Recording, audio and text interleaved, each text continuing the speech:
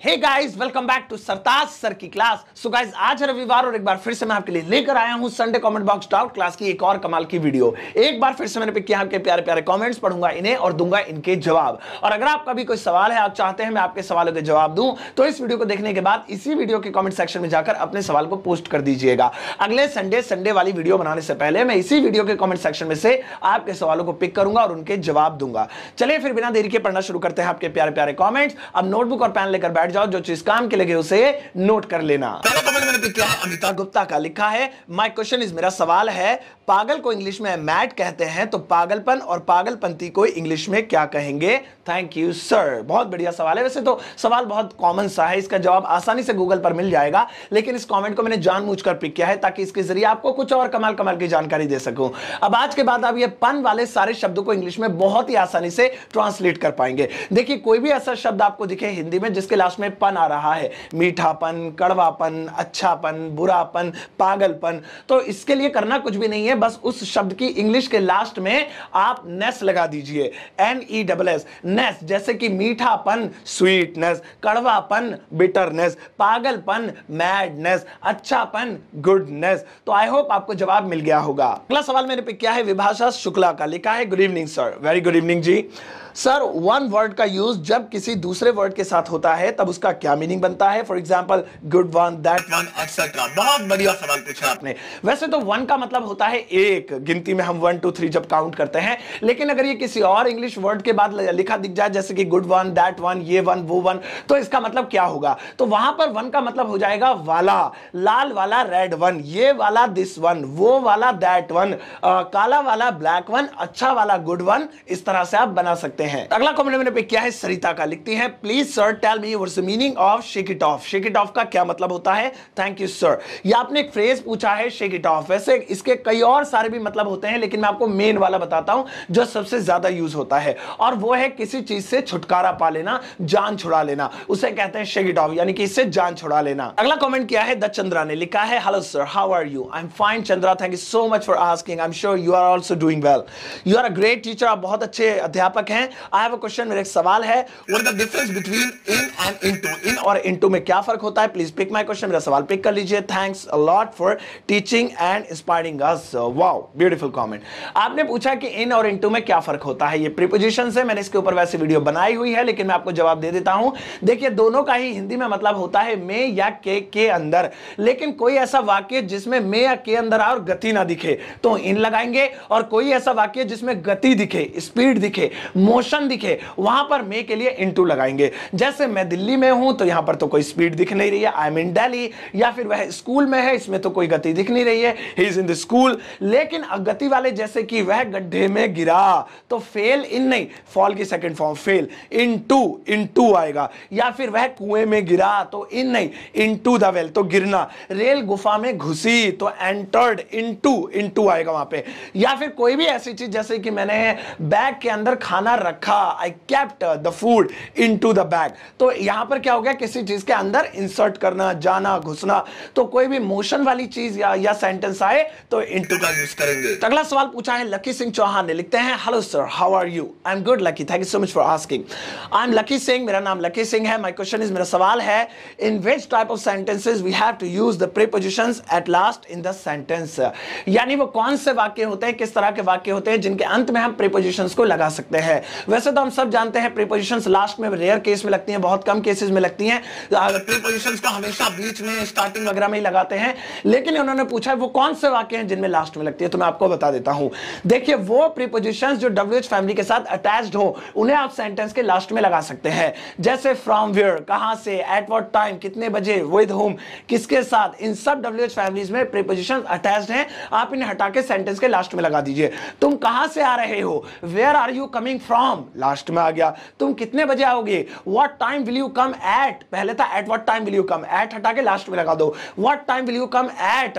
तुम किसके साथ जा रहे हो, with whom are you going की जगह हुम आर यू गोइंग विद। तो वो प्रीपोजिशंस जो WH फैमिली के साथ हो उन्हें आप लास्ट में लगा सकते हैं। अगला सवाल पूछा है जाहिद ने, लिखते हैं माय नेम इज जाहिद, मेरा नाम जाहिद है, आई एम फ्रॉम कश्मीर। ठीक है sir, I have a question, मेरा एक सवाल है, what is the meaning of dribs and drabs. Dribs and drabs का क्या मतलब होता है?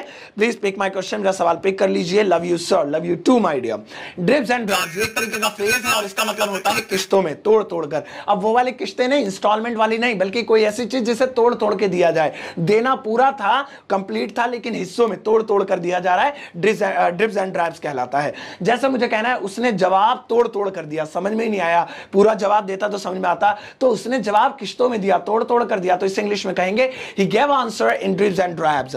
तो याद रखिएगा इसका मतलब किश्तों में या तोड़ तोड़ कर। अगला सवाल पूछा है बाइब्लोफिल ने, लिखते हैं सर एक डॉक्टर ने प्रिस्क्रिप्शन पर यह लिखा फीवर सिंस 3 days, यानी कि 3 दिनों से बुखार है, ठीक है।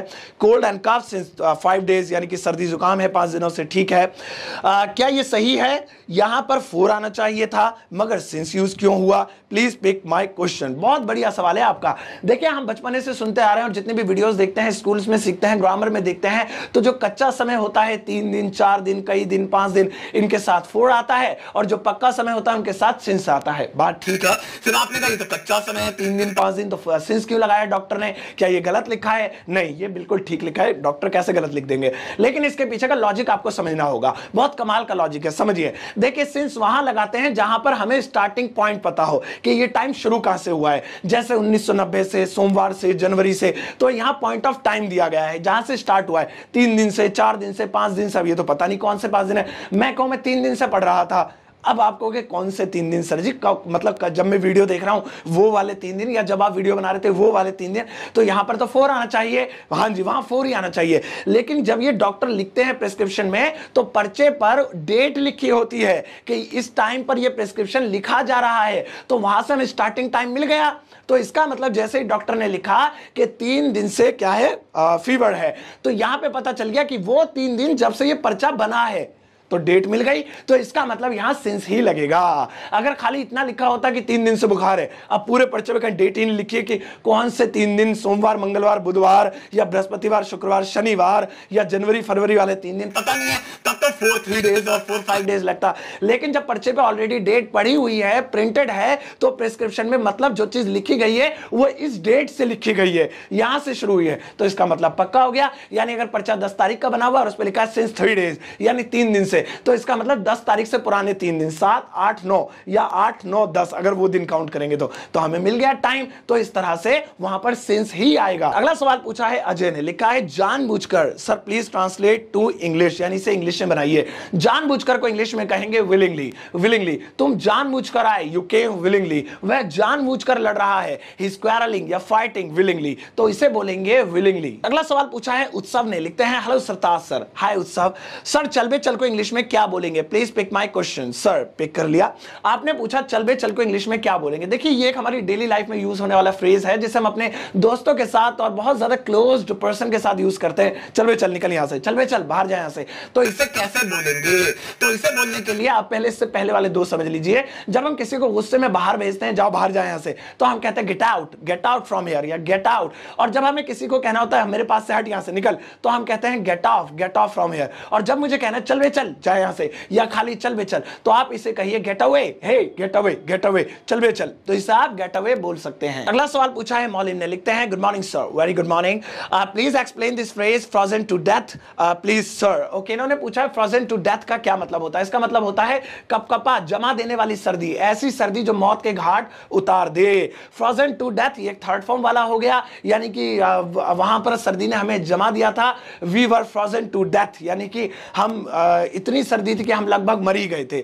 और we are freezing to death, go inside, हम यहां पर जम रहे हैं, सर्दी से मरे जा रहे हैं, जल्दी से अंदर चलो। तो इसका मेन जो मतलब होता है वो यही होता है, सर्दी से इतना ज्यादा सर्दी लगना, मतलब सर्दी से मरने की नौबत आ जाना। अगला सवाल पूछा है प्रियंका सिन्हा ने, लिखती हैं hello sir. Hi Priyanka, how are you doing? Priyanka I am doing well, thank you so much for asking.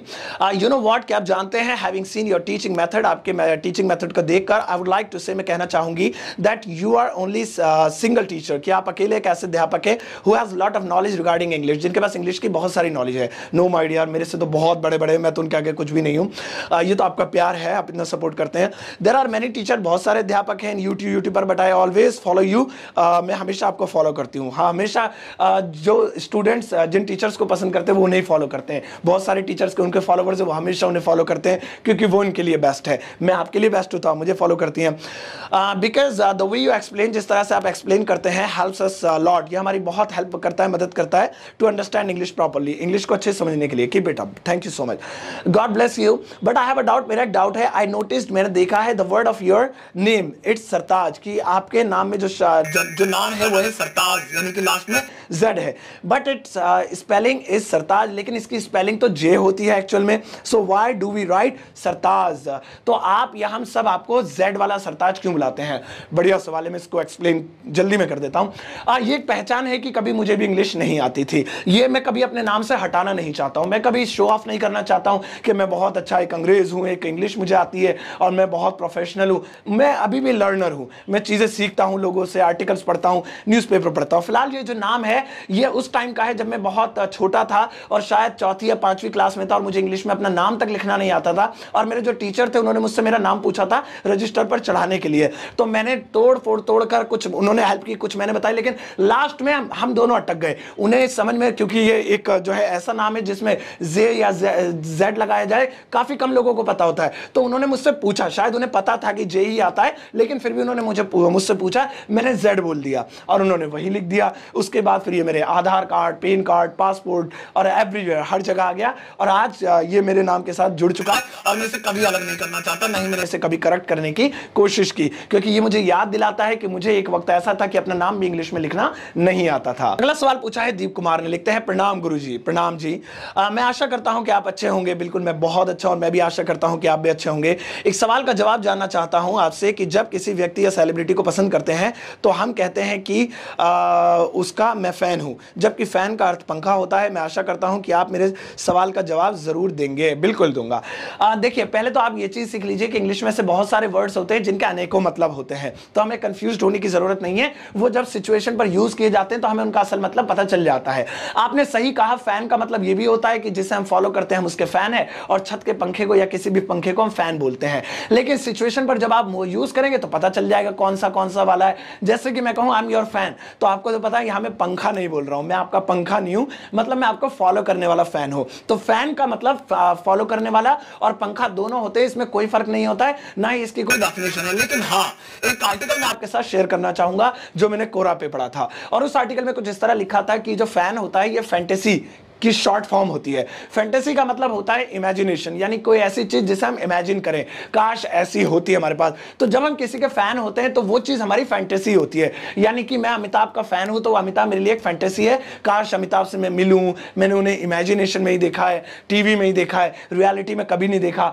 इसलिए मैं उनकी एक्टिंग का, उनके हर एक बात का फैन हूं। तो फैन शब्द फैंटेसी से निकल के आता है, लेकिन इसके कोई ठोस सबूत नहीं है। लोग आर्टिकल्स में ऐसा लिखते हैं, लिखने वाले भी खैर अच्छे खासे लोग हैं, वो पढ़े लिखे हैं, लेकिन आप इतना गहराई में मत जाइए। आप याद रखिए, फैन का मतलब फैन भी होता है, यानी कि जो फॉलो करता है, और फैन का मतलब पंखा भी होता है।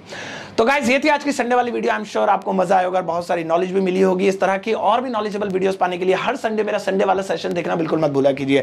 अगर आपको कोई सवाल है तो इस वीडियो के कमेंट सेक्शन में जाकर अपने सवाल को पोस्ट कर दीजिए। मैं नेक्स्ट संडे वाली वीडियो बनाने से पहले आपके सवालों को जरूर पिक करूंगा और उन्हें उनके जवाब दूंगा।